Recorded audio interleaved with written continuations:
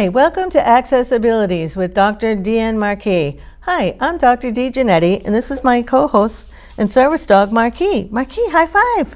Attaboy. Marquis, say hi. Say hi. Attaboy, good job. And who's our special guest today? Our special guest is Peter Noonan. Okay, you can lay down. Lay down. This show is about celebrating the everyday lives of people with disabilities. And as I've said before, there's a saying, if you see it, you can be it. But there is a shortage of people visible on the screen for people with disabilities. I'm hoping that a viewer watching might say, gee, I have that disability. And if he or she can do that, maybe I can do that too.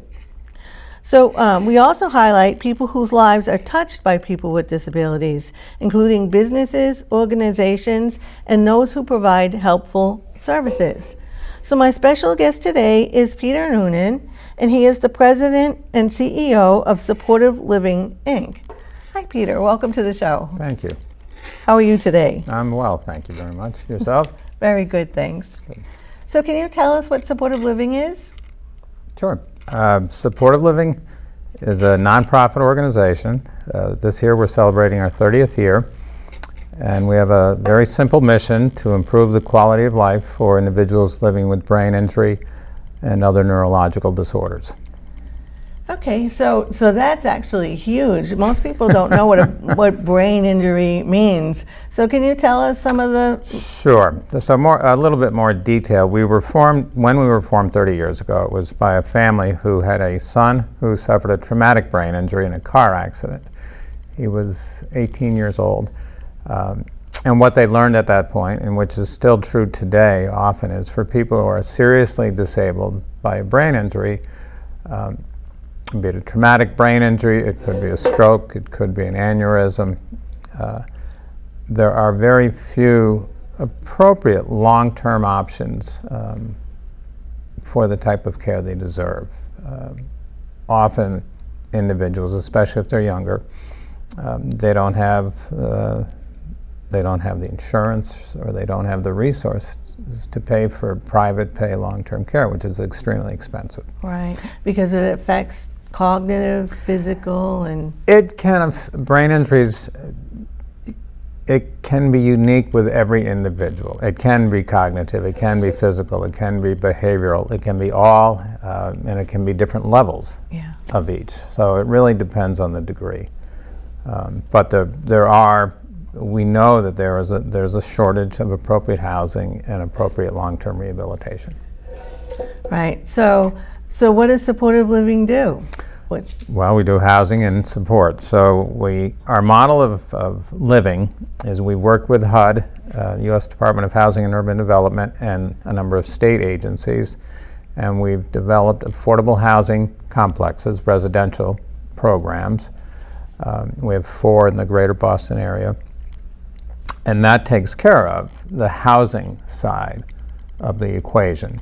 All the homes are built, they're home-like, accessible, obviously, and with some special features that might be a little added value for wheelchairs.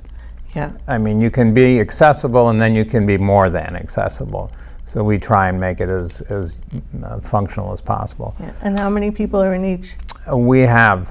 Good question. We have 16 individuals in Woburn. We have 15 individuals in Lexington, 8 in North Reading, and 7 in Rockport, for a total of 46. Wow, that's amazing. Individuals.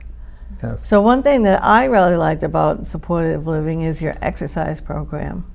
You want to talk a little bit about that? Sure. NeuroFit is our assisted exercise program for individuals with neurological disorder. And it was started, 10 years ago, because we had witnessed that individuals with brain injury, who for years the prognosis was never that positive. Right. After the injury, the stroke, whatever it may have been, often people were not provided an optimistic outlook because long-term therapies had not been provided to prove that there may be upside. You just have, there's a lot of pieces to it that you have to put together, and a lot of long-term therapy. You know, today you may end up with 90 days or 6 months of speech therapy or occupational therapy or physical therapy, and that might be good for some, but for others it might take 6 months or a year or 2 years or 3 years. Yeah, or longer, right. And what we've seen specifically in the fitness program in NeuroFit is that individuals, if working out regularly 2 to 3 times a week, ongoing, our program runs 42 weeks a year, majority have had some minor, some significant improvement in functionality, just physical functionality. We've also tested cognitive improvement, or at least the mitigation of cognitive decline. We've proven that with a small number of individuals. And we know with the model that there's a social piece that probably is half the benefit. Yeah. It's just the environment of being out, having fun, being pushed. Our model includes a one-on-one relationship with an undergraduate student, mostly an exercise physiology undergraduate student, and they're together the entire hour. Intern. An intern, I'm sorry, yes, from one of the local colleges. And that program, it's proven to be extremely successful. You were in one of our gyms in Lexington. I was, yeah. I thought it was great, and as a matter of fact, I liked the piece of equipment, the new step, so much that I actually bought one for my home. Good because for you. I couldn't get transportation to Lexington. Yeah, that's an issue. And it's just amazing because exercise helps people with so much, not only keeping range of motion with your joints, but you know, with that machine, I could put my legs in the boot cups and hold on to the handles. And as I did this with my arms, it moves my legs, and it also moves everything all. Right. So you get to move all the things that don't usually move. Right. You're and right. It's cardiovascular exercise, and it also helped my breathing. All great points, all good points, and it is total body, and it is normally found in a physical therapy clinic. That's one of the issues people have who have physical limitations, is access to this type of equipment in the general community. Right. You know, so here we're able to provide adaptive equipment. Yeah, because a lot of physical therapy, when you go to physical therapy, you only get to go for a short term. Correct. And then you're done. So we're not a physical therapy clinic, but we can often pick up right from where the physical therapy ends. We often have communication with the physical therapist so that they hand along whatever the exercises that were being provided. We pick it up, and we just try to keep it going as long as possible. Yeah. Wow, that's wonderful. It is. People, they really enjoy it. So what other kinds of exercising is going on? Well, there's physical fitness is a big piece of it, and we do believe philosophically that a strong physical foundation is the best way to help then improve other functions, whichever they might be. And for us, we know, we've seen that keeping the brain busy, keeping the mind going, keeping the person moving is very good. So we've created a number of other neural wellness programs, or what we refer to them as. And this is something that's just finally being accepted, that people with brain injuries can improve. It was believed that after a year or 2 years, the brain wouldn't improve anymore. Correct. And so, you know, people didn't have services. And there were, in some ways, there was good reason for that. Technology's helped us a lot. Technology, pharmaceuticals have both started to work together to show that now that we can see the brain, now that we can see what different interventions are doing to the brain and how that might affect a limb or cognition, whichever, now we know that with a little additional help, the brain can rewire itself with touch. You hear the term neuroplasticity often these days, and that simply is the ability for the brain to help regain some of the functions lost due to whatever the injury was. Right. So as I said, NeuroFit, the exercise program, is our number one most popular, most demonstrably successful program. But we also provide a number of other, as I said, neuro wellness initiatives. And these are things to simply keep people busy, moving. We have a few music programs. We have a drumming program, a professor from Berkeley who goes out into all of our residential facilities with drums or whatever type of instrument, and they make noise for an hour, and they have fun. It's stimulating. It is stimulating. It's occupational therapy. It's a lot of different things that you don't realize, and we don't have to get clinical about it. But if you see someone whose hand is paralyzed and they're working on the drum, well, they're working. That's therapy. Yeah. They're just smiling while they're doing it. Yep. We have a horticulture They're having program. fun, which they're having releases fun. endorphins, which makes Absolutely. it even better. Well, you bring up a good point, because we know that fun is good. We know that a positive environment is good. We know that laughter is good, and we try and create those environments as much as possible, because it does help stimulate, which leads to motivating people to keep doing what they're doing, and that then leads to the improvement. Yeah. So it's a puzzle. Yes. But if you get many of the pieces together, you do see, for many people, improvement. Not everyone, but And majority for of some, people. even just to stay the same is still Correct.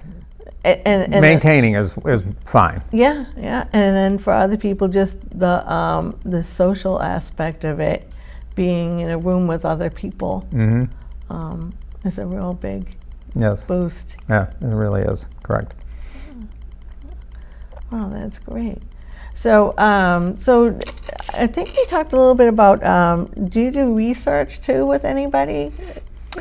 We have, yes, we do.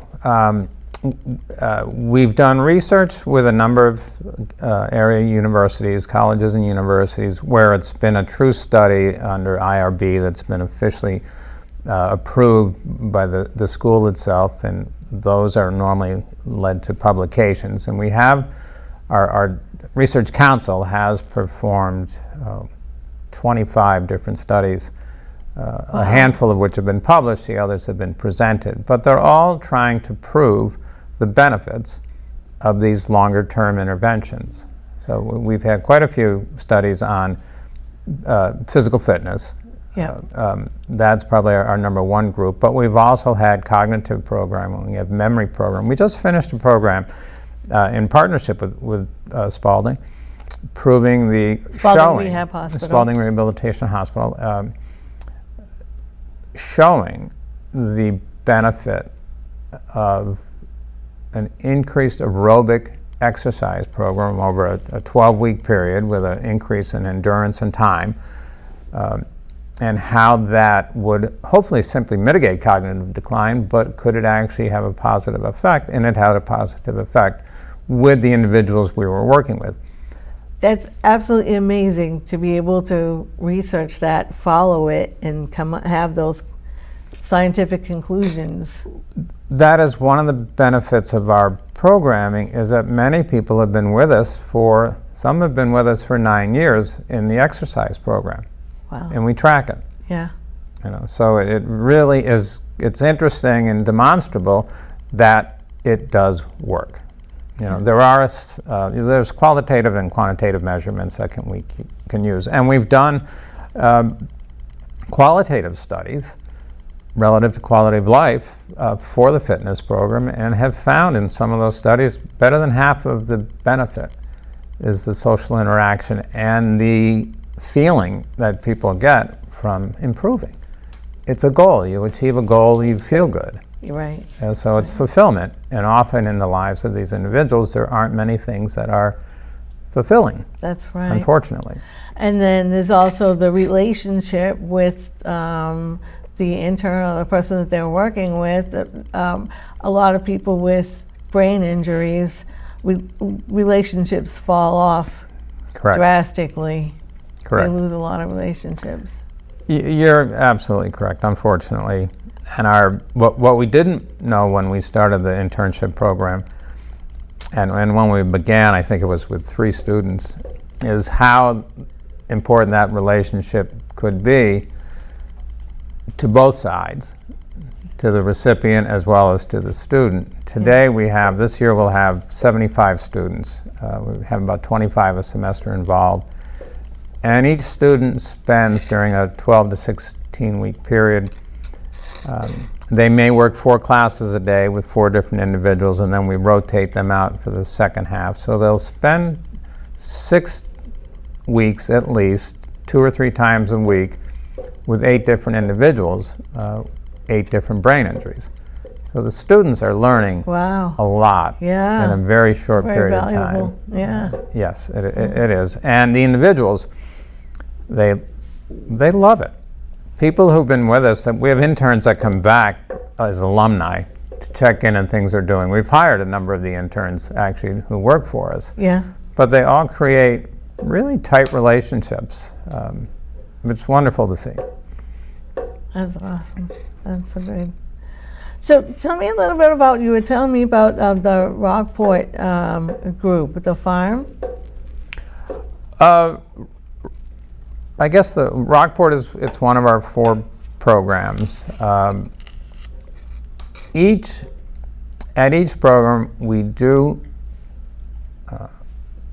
offer neural wellness programs, if it's drumming, art, horticulture, and we invite individuals from the community into those residential facilities. With COVID, it's been limited, very limited.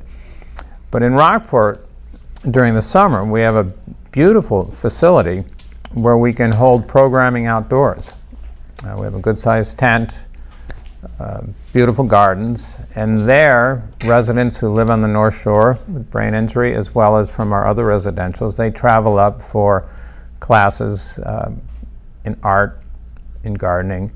As I said, this year we have a special program called Flower Buds, which was created to distribute small bouquets of flowers to individuals in the community on Cape Ann.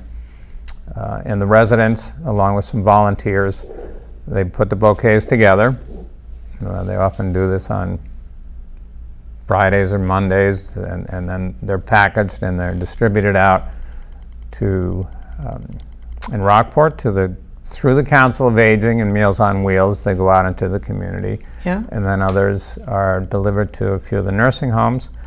And then others, there's an opportunity to just send a name in online. Oh, and you wow. can send a name saying, "Hi, would you please deliver this to John Smith or whomever?"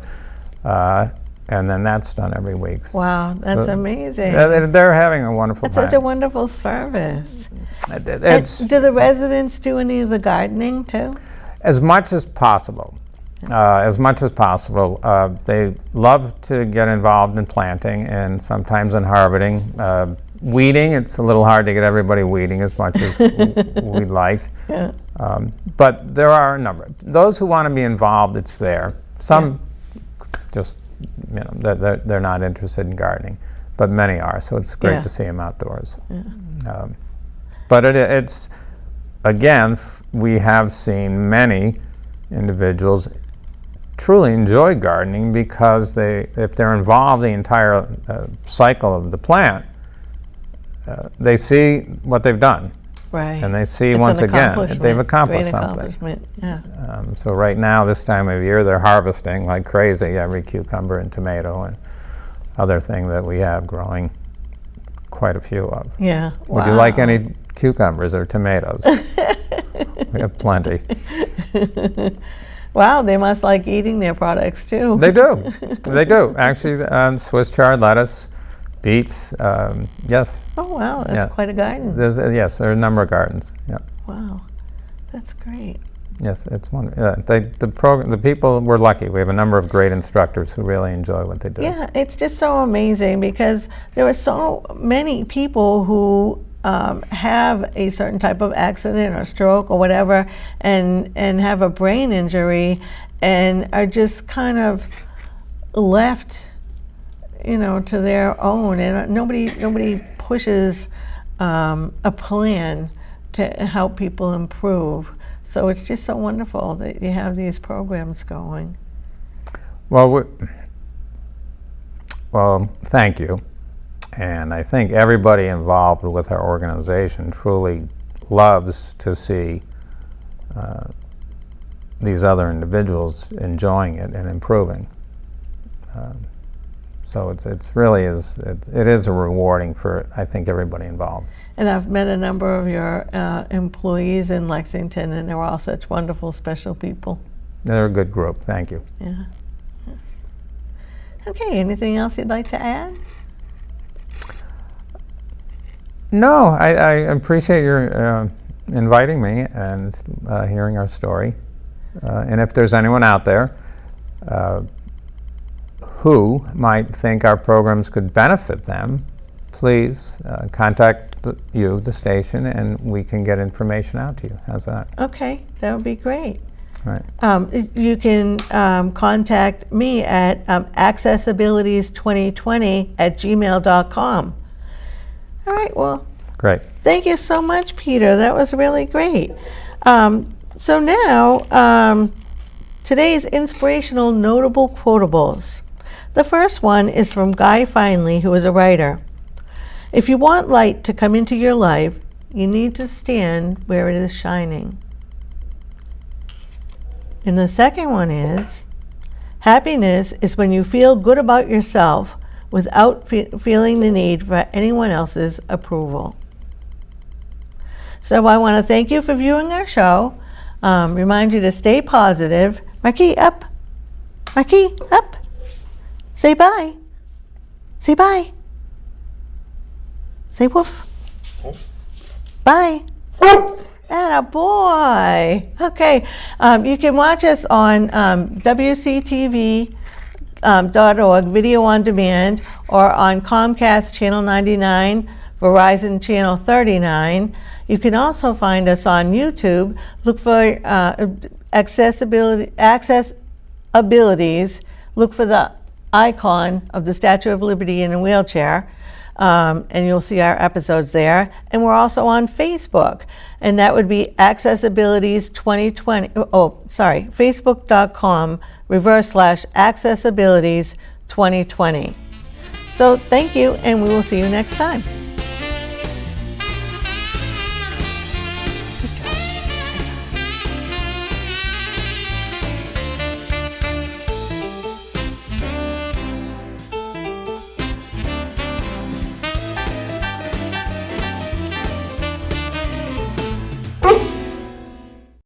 WCTV, connecting our community. WCTV, connecting our community.